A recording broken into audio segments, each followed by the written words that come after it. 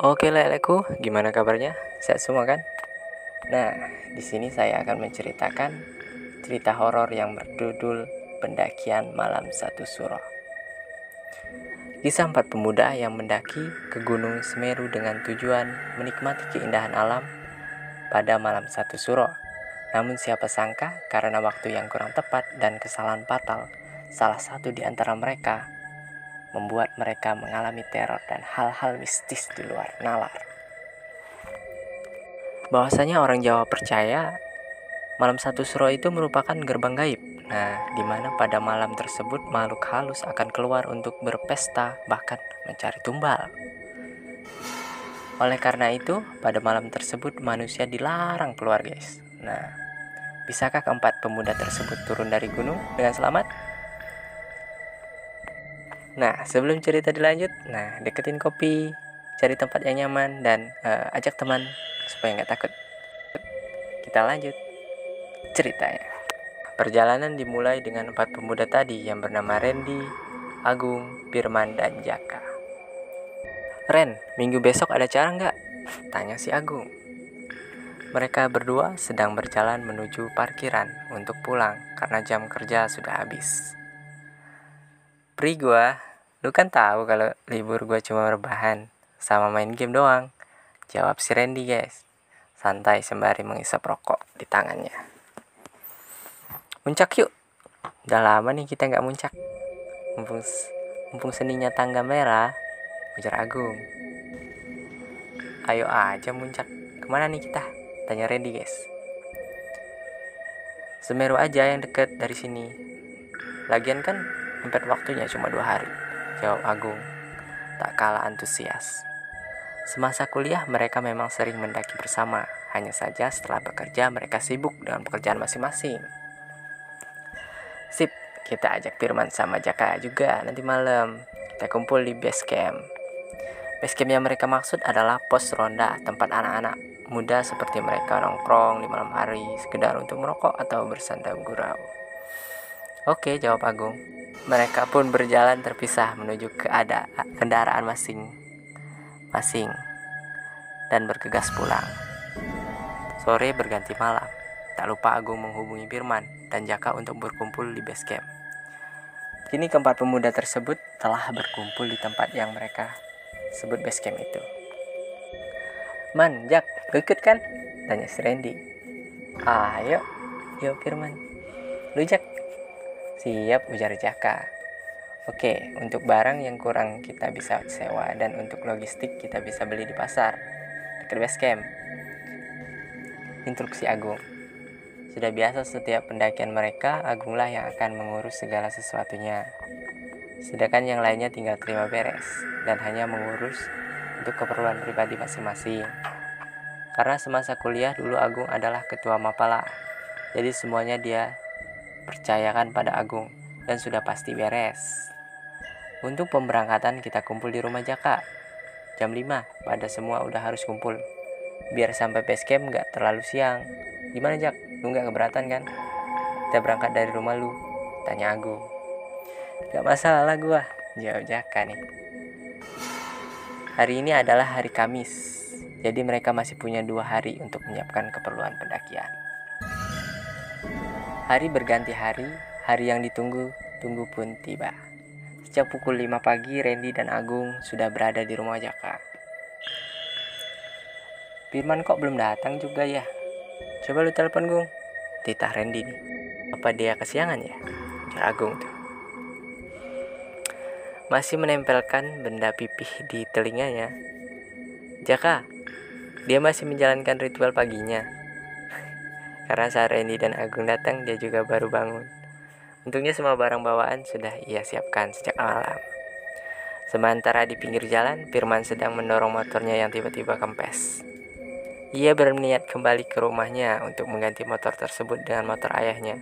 Karena nggak mungkin kan ada tukang tambal ban jam 5 pagi.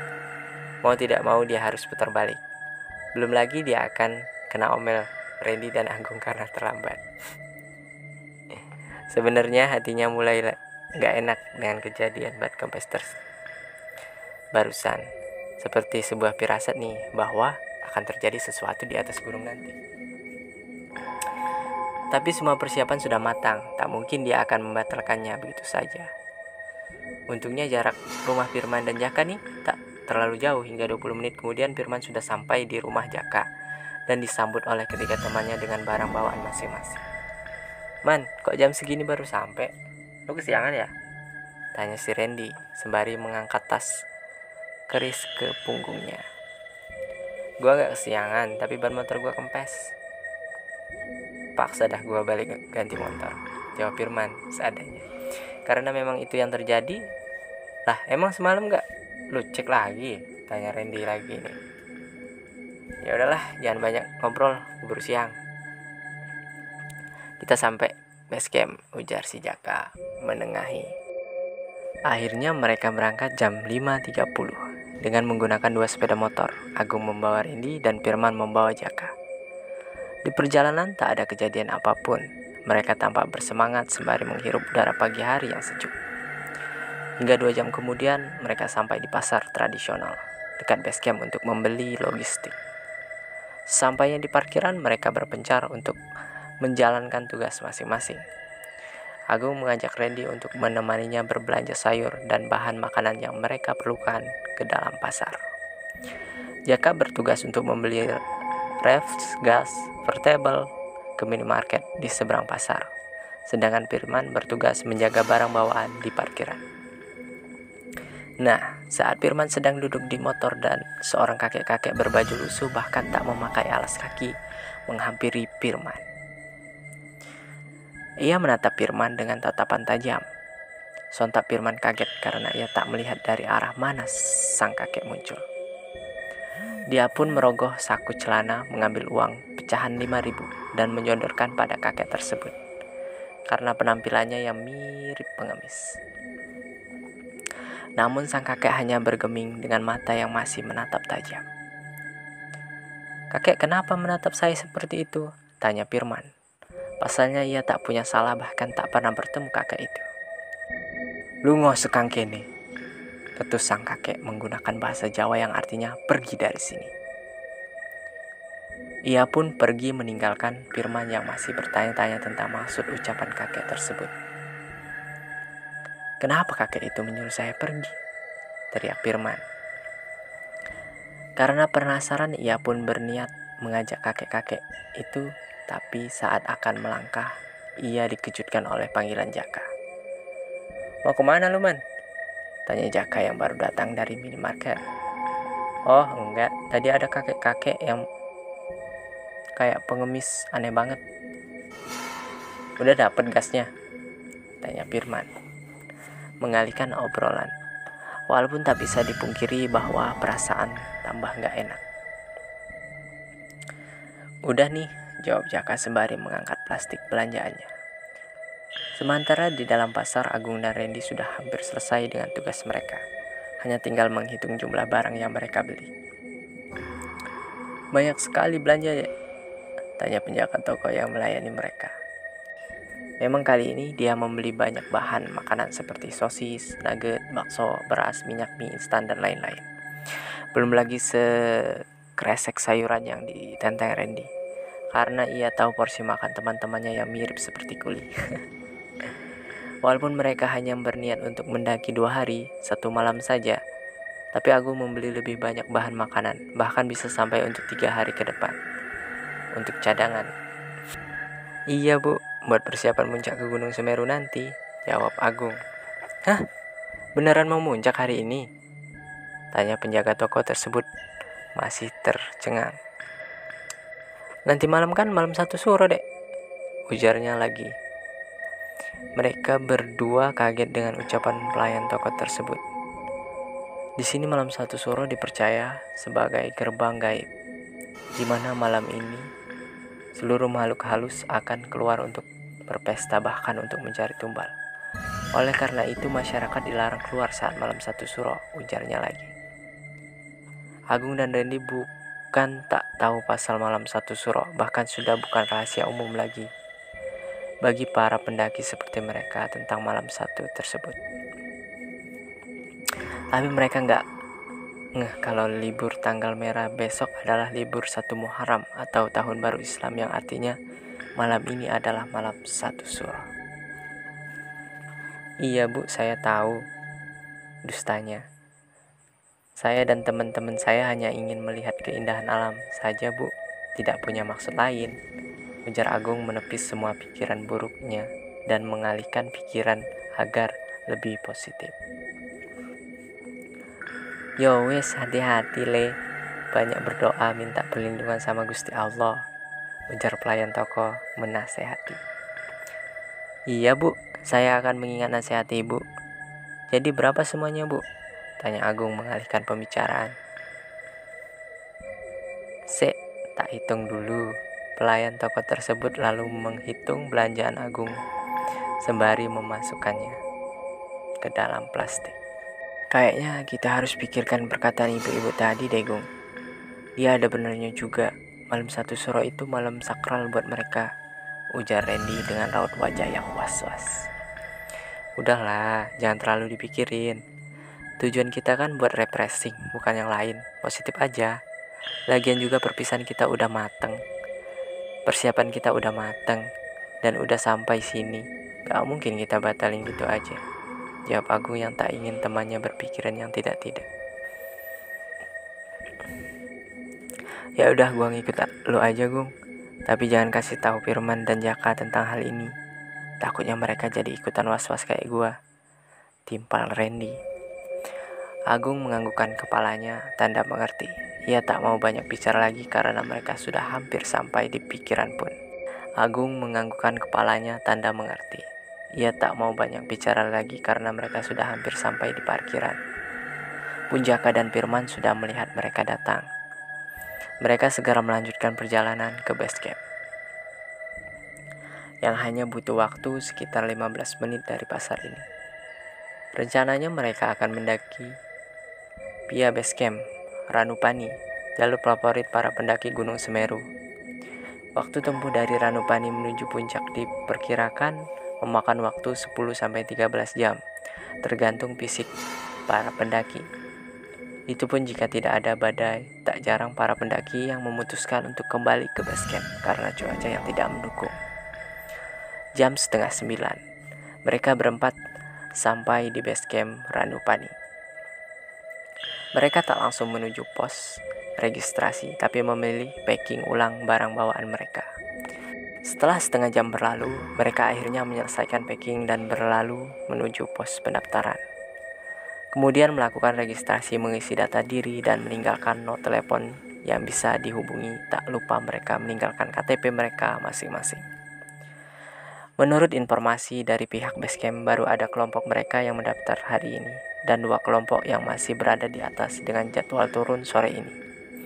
Padahal ini adalah weekend, mungkin efek malam 1 Suro.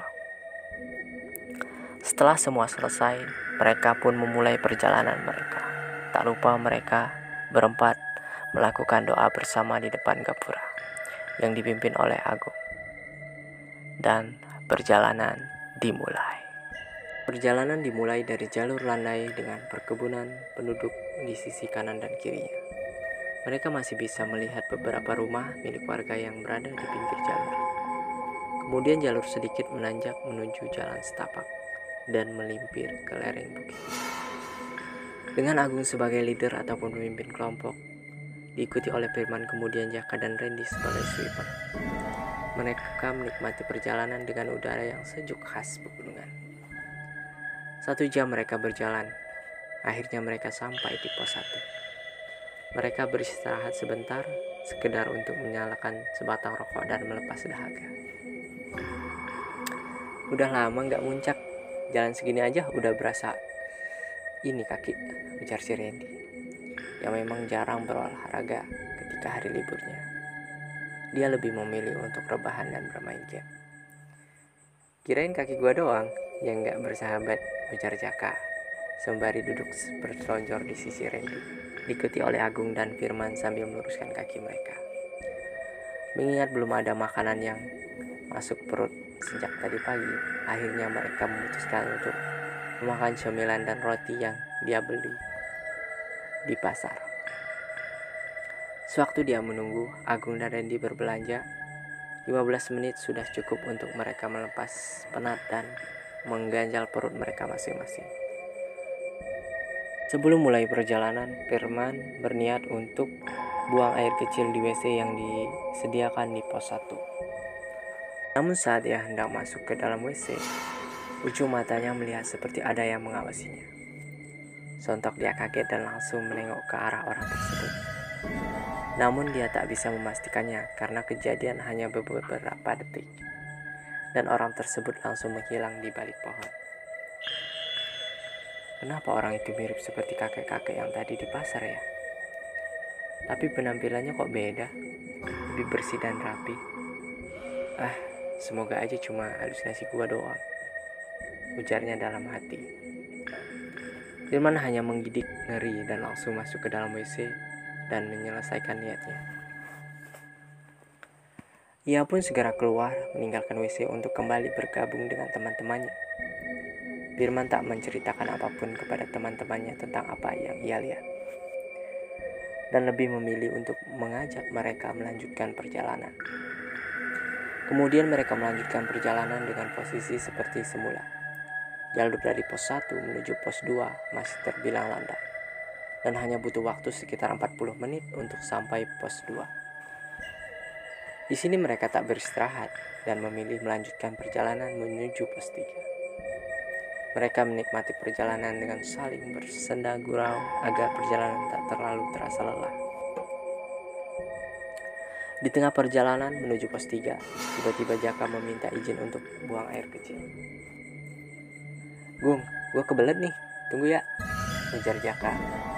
Ia berlalu menuju semak-semak dengan 2 pohon di sisi kanan dan kirinya.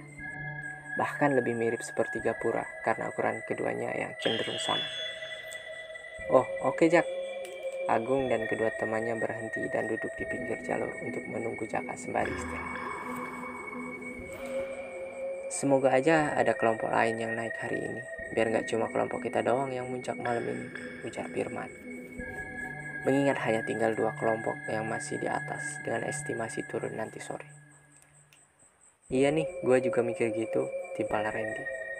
"Pasti ada yang naik kok, tenang aja, biasanya weekend kan rame," ujar Agung meyakinkan. Sementara itu, di balik semak Jaka sudah selesai menunjukkan hajatnya dan bergegas kembali menghampiri teman-temannya. Namun saat ia telah berjalan beberapa langkah, ujung matanya tak sengaja melihat benda yang berkilau karena pantulan sinar matahari. Ia pun menghampirinya dan ternyata benda tersebut adalah sebuah kalung dan liontin berbentuk bulat berwarna putih perak, seperti berwarna biru, di atasnya lebih mirip seperti batu safir. Jaka yang melihat benda tersebut lantas mengambilnya, kemudian memperhatikan kalung tersebut untuk memastikan bahwa benda itu imitasi atau bukan. Setelah dilihat-lihat dengan sesama, seperti benda itu bukan imitasi, mengingat rantai kalung yang tetap berwarna putih perak tanpa celah dan batu berwarna biru. Tidak mungkin jika ini imitasi, tapi milik siapa ya? Apa mungkin milik salah satu pendaki yang jatuh? Tapi ini bukan jalur pendaki, gumamnya dalam hati. Ia pun bergegas menghampiri teman-temannya untuk memberitahu apa yang ia temukan. "Gung, Ren, Man, lihat apa yang gue temuin," ujar Jaka. Ia membuka telapak tangannya dan terpampanglah sebuah kalung safir yang berkilau. Mereka berempat sontak menutup mata dengan tangan masing-masing karena pantulan cahaya matahari dari batu safir tersebut. "Nemu di mana, Jak?" tanya Randy penasaran. "Di semak-semak sana tuh," jawab Jaka sambil menunjuk ke tempat dia buang air kecil tadi. "Cakep bener Jak batunya. Kira-kira kalau kita bawa ke kota laku berapa ya? Kayaknya ini bukan imitasi dah," ujar Firman sambil terus memperhatikan kalung tersebut. Jangan ngadi-ngadi deh, lupa deh. Ingat peraturan mendaki, jangan mengambil apapun kecuali gambar. Jangan meninggalkan apapun kecuali jejak dan jangan membunuh apapun kecuali waktu. Tujuan kita ke sini untuk refreshing, bukan yang lain," ujar Agung yang sama sekali tidak tertarik dengan penemuan Jaka. "Tapi Gung, Belum selesai Jaka menjawab, sudah dipotong kembali oleh Agung. Ingat, kita di sini sebagai tamu, jadi berperilakulah sesopan mungkin, ucap Agung tegas. Sekarang gua minta lu balikin benda itu ke tempat semula, tambah Agung. Bener kata Agung, Jak. Kita jangan gegabah, ini gunung, timpal Randy. Gimana man menurut lu? Tanya Jaka pada Firman, berharap dia sepemikiran dengan dirinya untuk membawa kalung tersebut ke kota dan menjualnya. Bener kata mereka, Jak, kita nggak boleh gegabah. Mendingan lu balikin tuh kalung ke tempat semula. Firman yang awalnya tertarik dengan kalung tersebut berubah pikiran mendengarkan kata-kata Agung. Dengan berat hati, Jaka berjalan gontai menuju semak-semak tempat ia menemukan kalung itu dan bergegas kembali menyusul teman-temannya untuk meneruskan perjalanan. Tak jauh dari situ, mereka akhirnya sampai di pos 3. Rencana di pos 3 mereka akan beristirahat untuk memasak makan siang. Karena jalur dari pos 3 menuju pos 4 sudah semakin menanjak dan sudah pasti menguras tenaga. Jadi mereka harus menambah tenaga untuk itu. Di sini mereka tidak mendirikan tenda karena niatnya hanya untuk memasak makan siang. Setengah jam berlalu. Masakan sudah matang karena mereka hanya memasak nasi, mie instan, dan telur ceplok. Cukup untuk menambah kembali tenaga yang sudah terkuras. Selesai makan siang, mereka merapikan kembali peralatan masak dan kembali melanjutkan perjalanan. Dari sini jalur sudah menanjak dengan medan yang lumayan terjal. Posisi saat ini Agung masih menjadi leader dan diikuti oleh Randy, kemudian Firman dan Jaka sebagai sweeper menggantikan Randy. Dengan posisi Jaka paling belakang, dia merasa ada seseorang yang mengikutinya. Derap langkahnya terdengar jelas oleh Jaka. Namun saat ia menengok untuk memastikan tak ada siapapun di belakangnya, hal tersebut terjadi beberapa kali membuat Jaka beridik ngeri dan meminta Firman untuk menggantikan posisi. Kini Firmanlah yang menjadi sweeper. Tanjakan demi tanjakan terus mereka lalui hingga tiba-tiba Jaka tergelincir ke pinggir jalur yang notabene-nya adalah jurang. Badannya terus menggelinding. Firman yang melihat itu langsung berteriak, "Pegangan akar, Jak!" teriak Jaka cemas. Randy dan Agung yang mendengar teriakan Firman sontak berbalik dan berdiri menghampirinya.